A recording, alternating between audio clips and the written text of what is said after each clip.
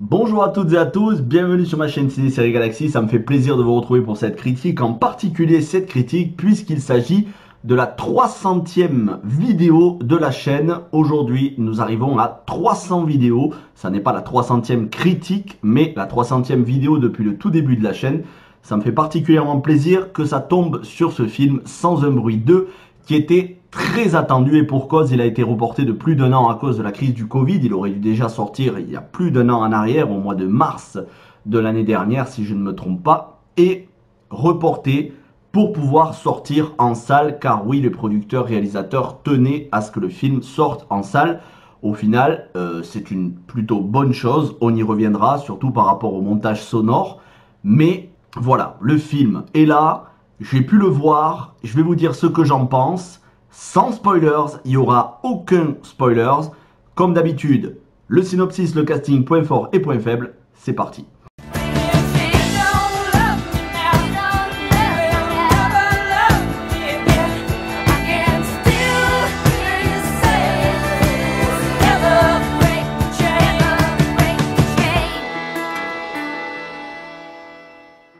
Alors, casting, on commence là où on s'était arrêté. On avait laissé la famille de John Krasinski, donc Emily Blunt et les deux enfants qui sont joués par Millicent Simmonds et Noah Jupe, qui avaient un petit frère, un bébé, et il fallait absolument que ce bébé soit le plus silencieux possible, car les créatures sont très sensibles au son, et justement, la jeune Millicent Simmonds, dont j'ai oublié le nom du personnage, avait trouvé le moyen de neutraliser ces créatures en utilisant son sonotone contre une radio, et cela crée une fréquence qui faussait, paralysait, déboussolait les créatures extraterrestres. Je ne vous dis pas plus pour le premier film, au cas où vous n'auriez pas vu le film. Je ne vous dis pas comment il se termine.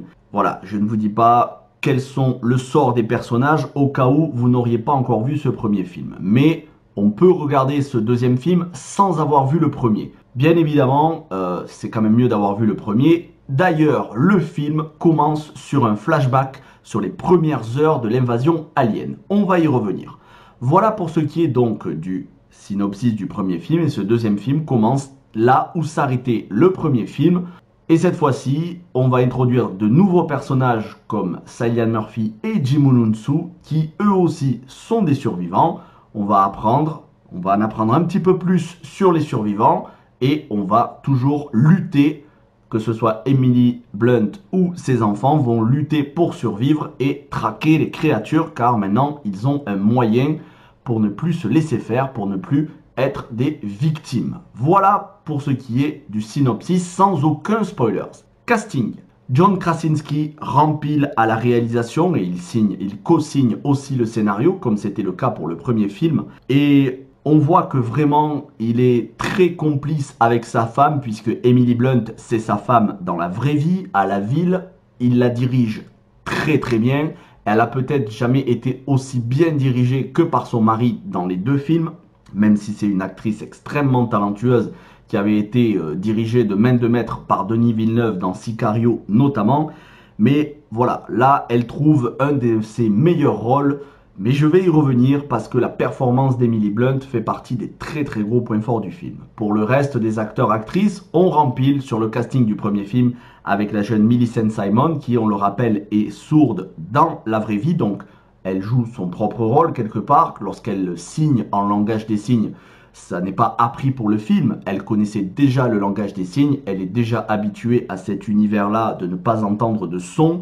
Donc c'est une très grosse performance, très naturelle, et elle aussi fait partie des très gros points forts du film, mais je vais y revenir.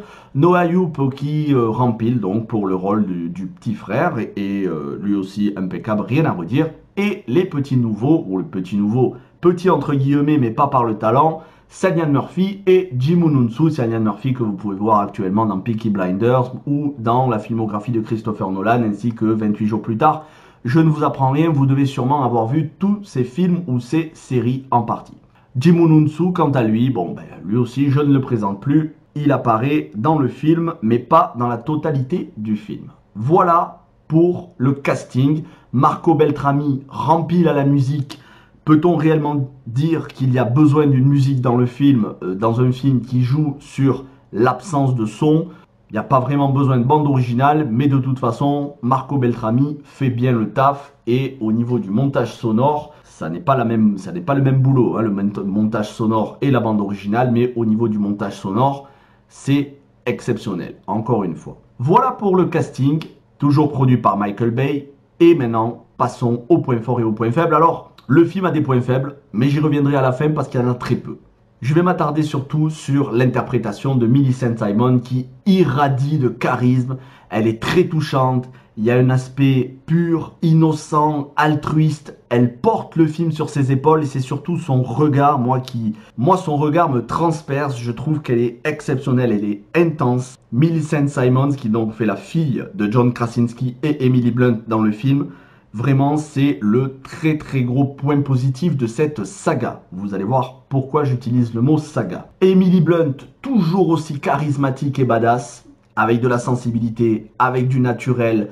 Gros point positif, elle est très peu maquillée dans ces films-là et c'est une bonne chose. C'est sûr qu'après l'avoir vue sur Mary Poppins ou dans des films précédents, là, elle est vraiment au naturel, le plus possible. On se rapproche le plus possible d'un look dans la vie réelle. Et c'est une très bonne chose, ça permet de s'identifier très rapidement. Bref, Emily Blunt, elle aussi, porte le film sur ses épaules.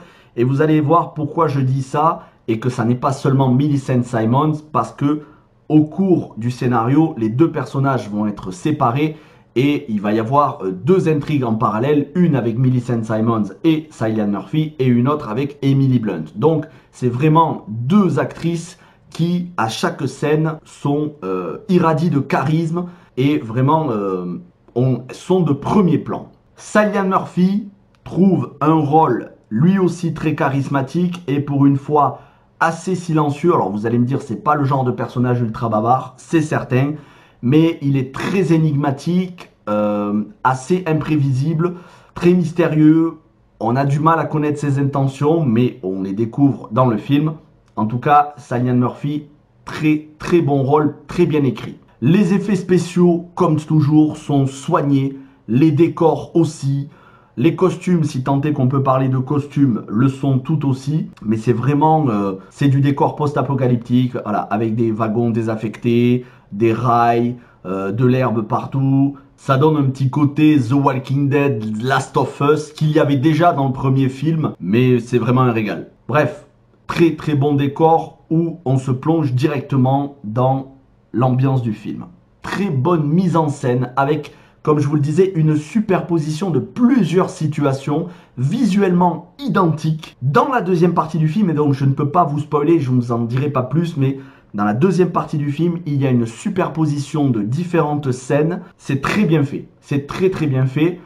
Et enfin, c'est pas le dernier point positif, mais des décisions cohérentes au niveau des actions et des décisions des personnages. Et ça, c'est pas toujours, et même c'est plutôt rare dans les films post-apocalyptiques, d'avoir des décisions cohérentes chez les personnages. Ça renforce le réalisme. C'est une excellente chose. Comme je vous disais durant donc le synopsis, on a l'introduction du film, on a les premières heures de l'invasion alien. Ça dure un bon quart d'heure et ça maintient le suspense. On sait déjà ce qui va se passer. On sait déjà que les aliens vont tout détruire, vont faire un carnage. Et pourtant, on est scotché. On ne peut s'empêcher de flipper pour les personnages. Et ça, c'est une très bonne chose. Ça vient de la réalisation, ça vient de John Krasinski. Merci à lui. On a une réelle inquiétude pour la survie de chaque personnage, pas seulement dans l'introduction, mais durant tout le film. Ça renforce la tension et c'est une excellente chose. Et ce qui renforce la tension aussi, enfin, c'est le dernier point positif, c'est le montage sonore qui laisse une place au silence pendant une bonne partie du film. C'est brillamment géré. Maintenant, je passe aux quelques points négatifs, mais je ne peux pas faire l'impasse parce que oui, il y a quelques points qui m'ont déçu. C'est un film beaucoup trop court, dont on sent que c'est la deuxième partie d'une trilogie. On n'avait pas forcément été averti. Certes, c'est bien parce qu'on aura un troisième film, étant donné que celui-là, il n'y a pas de doute, il va cartonner. On devrait avoir une troisième partie, mais ça peut décevoir. En tout cas, moi, je suis resté sur ma faim, justement, à cause de la fin qui est frustrante. C'est une fin qui est ouverte, où on n'a pas toutes les réponses aux questions. et c'est bien dommage. Et dernier point négatif, c'est le rôle de Jim Moonsu qui, pour moi, est totalement inutile et sous-exploité. Si on l'avait pas mis dans le film, ou si on avait mis un autre acteur beaucoup moins connu, ça n'aurait pas été moins bien. Bien au contraire. Voilà ce que je pense de Sans un bruit 2.